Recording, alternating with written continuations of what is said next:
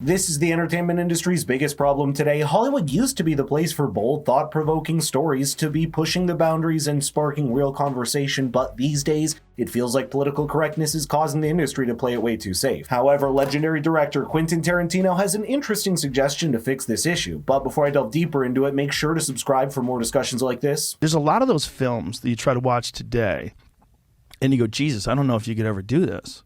Like, there's so many films that you try to watch today. Like, I just watched Superbad the other day. Yeah. And I'm like, man, I don't even know if you could do Superbad today. And that's not even that long ago. Mm-hmm.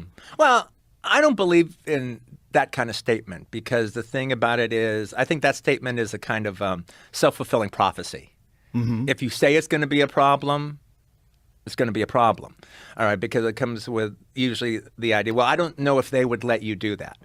Well, who the fuck is they? Well, you say that as Quentin Tarantino, but if you're Quentin Tarantino in 1991... Well, okay, yeah, well, I'm Quentin Tarantino in 1991 doing Reservoir Dogs, coming off of the 80s, right, which was the decade of they won't let you do that. That's true. By the way, we're going through the 80s part 2 right now, except there's more of a McCarthy-esque blacklist aspect to it than was in the 80s. The 80s seemed very... people were doing it to themselves. Where here it's, no, people are doing it to you.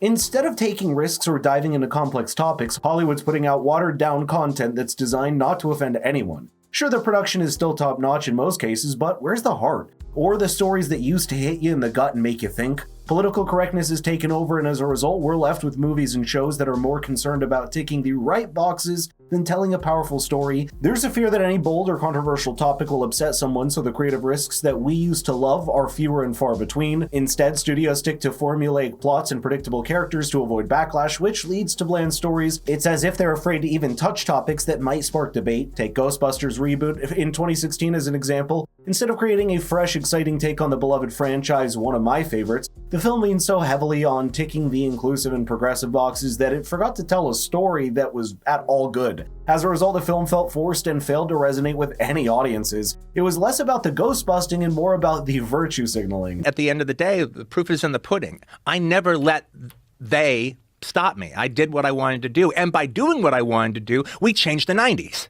The 90s stopped being politically correct. And all of a sudden, like in 1 year, Reservoir Dogs, El Mariachi, Man Bites Dog, Romeo is Bleeding. I mean, all these like wild, wild, ironic, violent movies started coming out that just didn't exist in 1989. It's so true. And then comes Seven, and then it's like we built a bridge, and then everyone followed it. Everyone went over the bridge. Now more than ever, we need bold storytellers to break through the noise and bring back meaningful, impactful stories. And here's the thing, real art, the kind that makes you think and feel, doesn't come from playing it safe. It comes from taking risks, challenging norms, and diving into topics that aren't always comfortable or easy. Bold storytellers have always been the backbone of great cinema and television. These are the creators who aren't afraid to ruffle feathers, ask hard questions, or show the world from a new perspective. We're craving stories that push boundaries and tackle the complexity of real life, not just ones that follow a safe, predictable formula. Think about the films and shows that you truly love, that stick with you. Those that leave a lasting impact are the ones that weren't afraid to take risks. For instance, Coppola wasn't afraid to push boundaries, which is why Godfather became a cinematic masterpiece. At a time when the mafia genre was seen as risky, he took a bold creative risk by humanizing the criminals, focusing on the family dynamic and exploring themes of power and loyalty. His insistence on casting unknowns like Al Pacino and demanding authenticity in every aspect of the film paid off. Coppola's visions redefined the way crime stories could be told, making The Godfather not just a success but an enduring cultural touchstone. Quentin raised another interesting point when he appeared on The Bill Maher Show. Watch what he had to say next. If somebody brings up something that actually is legitimate, I'll even have a conversation with them about it, because I'm actually into interesting thought, and I don't have to even agree with you. Oh, but that's an interesting point. Right. That's an interesting point. But, there has become a thing that's gone on, it seems like in this, especially this last year, where, what's the word I'm looking at? Ideology is more important than art. Way more, certainly to the awards. Yeah. And it's just, it's like, ideology trumps art. Ideology trumps individual effort. Ideology trumps good.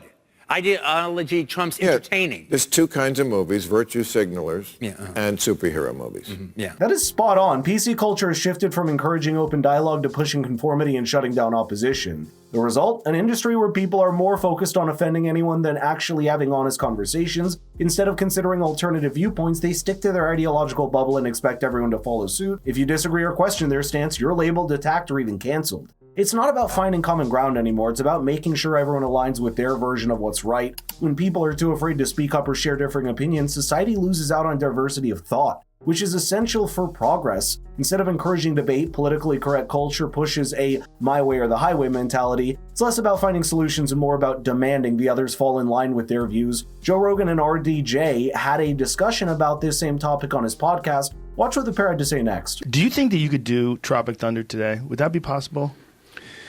Oh, you could do it. When Ben called and said, hey, I'm doing this thing, and, I think maybe Sean Penn had passed on it or something like that, possibly wisely. And I thought, yeah, I'll do that, and I'll do that after Iron Man. And then I started thinking, this is a terrible idea. Wait a minute. And then I thought, well, hold on, dude. Get real here. Where is your heart? And my heart is, I get to be black for a summer in my mind. So there's something in it for me. The other thing is I get to hold up to nature the insane self-involved hypocrisy of artists and what they think they're allowed to do on occasion. Just my opinion. It was impossible to not have it be an offensive nightmare of a movie. And 90% of my black friends are like, dude, that was great. What about the other 10%? I can't disagree with them, but I know where my heart was. There's no way a movie like Tropic Thunder would be made today. In a world dominated by cancel culture and hypersensitivity, people would be quick to attack Robert Downey Jr. for his controversial role without even considering the intent behind it. In fact, they tried to in retrospective. His portrayal of a method actor going so far as to undergo a questionable transformation was meant to poke fun at the ridiculousness of actors taking themselves too seriously. It was satire, not an endorsement of offensive behavior, but in today's climate context and intent seem to take a backseat to outrage. People are so quick to get mad and jump on the cancel bandwagon that they ignore what the creators were trying to actually say. Modern audiences would completely miss the point of the satire, focusing solely on what offends them in the moment. Coupled with widespread use of social media and its role in amplifying outrage, even a nuanced performance or a joke with deeper meaning could quickly become a target for cancellation. But what are your thoughts on this? Do you think we'll ever get past this PC stage? Let's get the conversation rolling in the comments down below.